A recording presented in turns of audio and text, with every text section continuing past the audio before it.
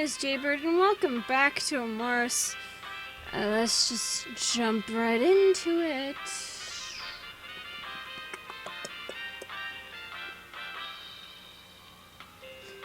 In this episode, we're going to be going for this man. Despite him being alone at the bar of one of the most active nightclubs I'd seen in recent memory, my eye was drawn to the slender feline leaning over his book. He would sit there for a long moment and then, without cue, would scribble frantically in the leather-bound journal spread out before him. Now and then he would lift his glass from the bar and lean back, pausing to take a drink as if someone was expecting him to.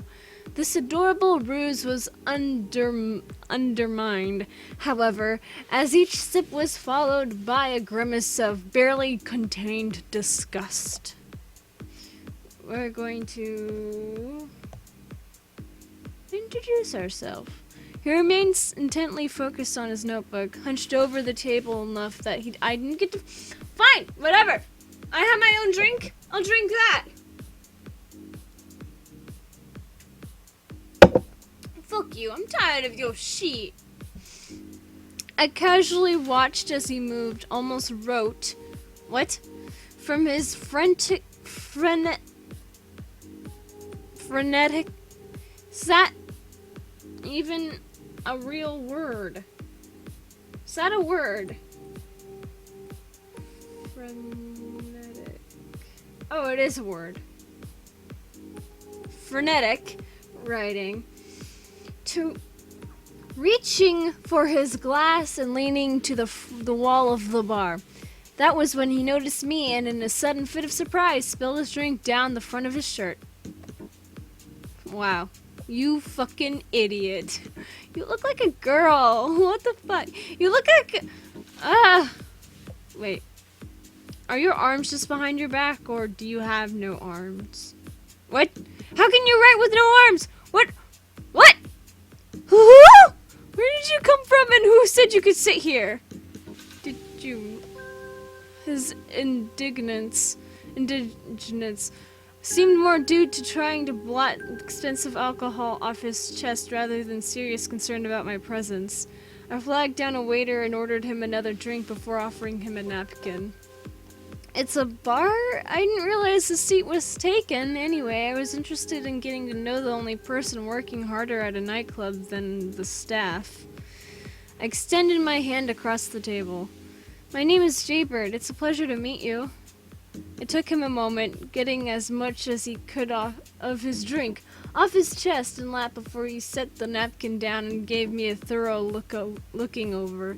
Those bright blue eyes narrowed for a moment as he hesitantly offered his hand in return. I can already tell he's gonna be a bitch boy. Oh god. Seth. I'm Seth. Is this how you usually introduce yourself to people, Jaybird? Not usually, no. Just notice you're one of the only other people here not either dancing or relaxing with others. I was curious about what brought you here. You don't seem like the type. I'll admit it's an escape, but it's also to help me work through the creative process. Many famous authors immerse themselves in the popular culture of their day to draw on new experiences and observe people in new environments. I suppose that's true. I thought most of them indulged in part because it was their particular interest more than strict research. You don't strike me as the type to write romance or erotica, though. Why would you think that? I mean, I don't, but why would you assume that is the only motivation for me to be at this club? Why are you looking at me like that? I don't like that face, you little bitch! Stop. Is that how you look at your mother? That's disturbing. Why are you green? I mean, I know you're furry, but, like, why are you green? And specifically that shade of green. It looks disgusting. It looks like a vomit a la mode. I don't know why I'm going off on this character. I honestly don't have a problem with this. I mean, I have a problem with furries, but, you know, this is... I'm indifferent. I'm not part of the furry community, but I'm indifferent, I guess. Anyways, Mostly because even the bouncers are wearing half the clothing you are. And because I came here with my brother Kobe, specifically because this is his favorite place to meet guys for a fling. You have to admit, your choice of ambiance suggests something more than just curiosity about popular culture. By now he was blushing furiously, the spots of red visible beneath his snowy white cheek fur. Cheek fur.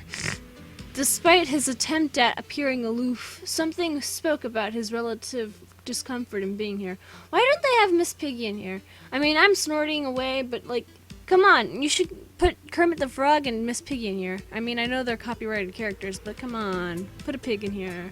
Be cool. I'm not here to judge, it's just, well, interesting. I get enough stories from Kobe to get an idea of how this place tends to function, and you appear to be actively avoiding that function. Well, I'm owning my craft, trying to push myself outside of my comfort zone so I have a breadth of experience to write from. It's the sort of thing authors do. So you're a writer? Maybe you've written something I've heard of before. What do you have out there? Well, I'm not published per se. I'm building a body of work before I approach anyone. Wouldn't want to come off as some sort of dilettante. What? So you just like the title? Do you have something I can read? I suppose that makes sense. Authors rarely have a single work to their name. Do you have something I could read? He sat upright, the slouch that had been so prevalent before suddenly vanishing. His ears perked up as well, before he glanced to the side and then back at me. It took a long moment before he responded. I suppose you could look over a couple of my things. It's all still rough drafts, though. I haven't had it run by an editor, so don't expect too much. Hesitantly, he dug in the shoulder. This is like in fucking middle school, when me and my friends would get together.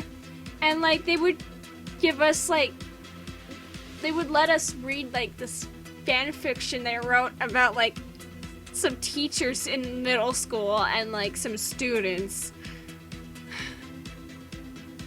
Those were the days, man. Those were the days. Oh my god. There's, like, this one where this teacher was all like, you guys have to disco dance or something, and there's like disco ball or some shit. It was just really weird.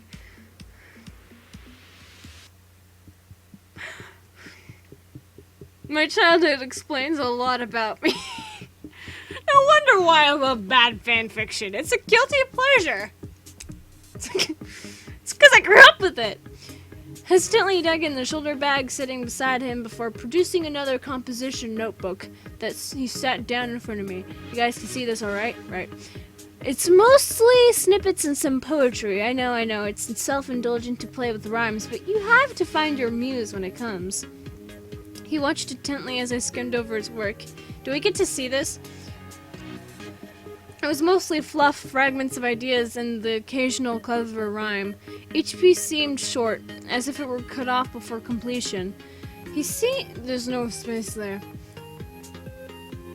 He seems to have trouble sticking to an idea. Maybe that's why he was looking for inspiration. Well, what did you think? I mean, I can't expect much from what I've provided, but input is always appreciated. We're going to be kind. I'm seeing quite a few good ideas here and even more interesting takes on ideas that you're pursuing. Pursing. What? Pursing? What? What? What?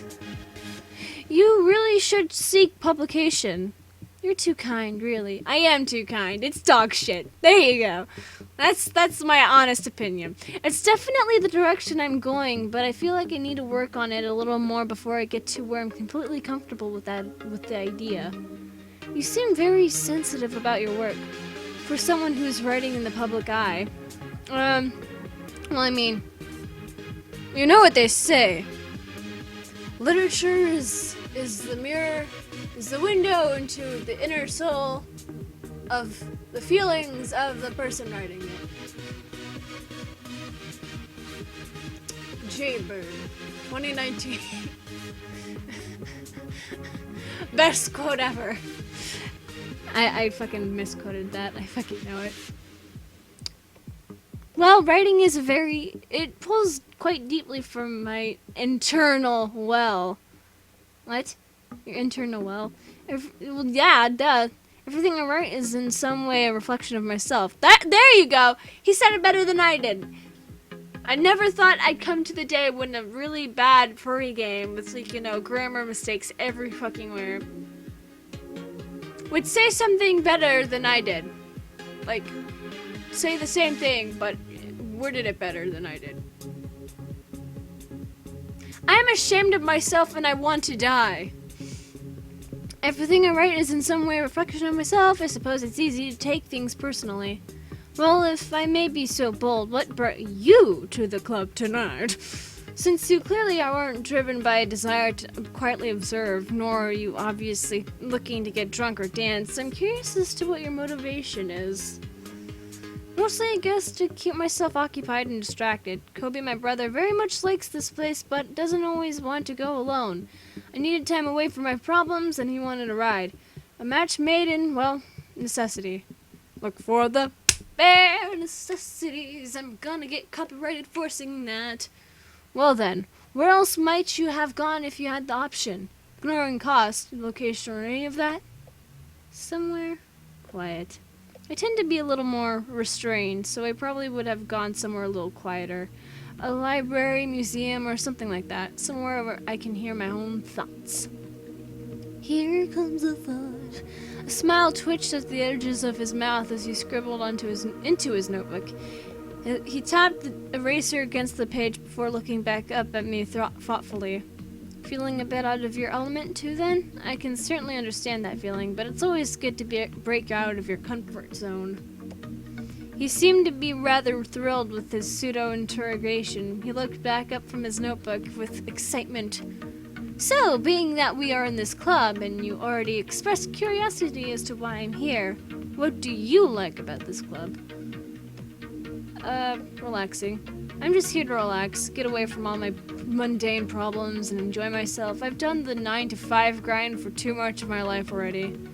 Looking thoughtfully, he nodded a few times and smiled. His pen dipped back down onto his notebook and added a few more scribbles to the rapidly filling page. Goodness knows, I need a break now and again, too. A writer's life, though seemingly serene, is packed with deadlines, creative blocks, critique, editing, the list goes on.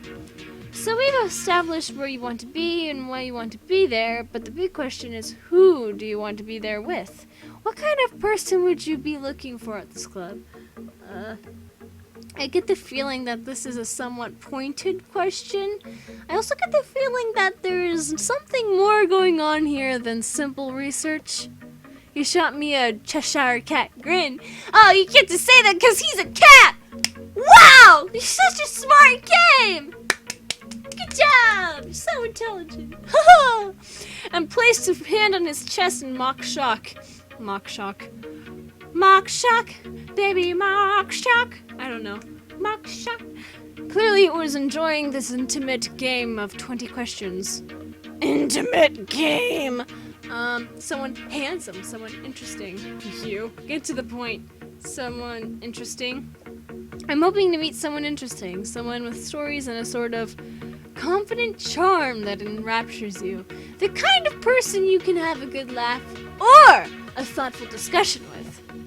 Apparently I said the right thing. A smile spread across his lips before resting the pen on the table. Without even looking to the notebook, he continued, Well, I'm that person. Come sit on my dick.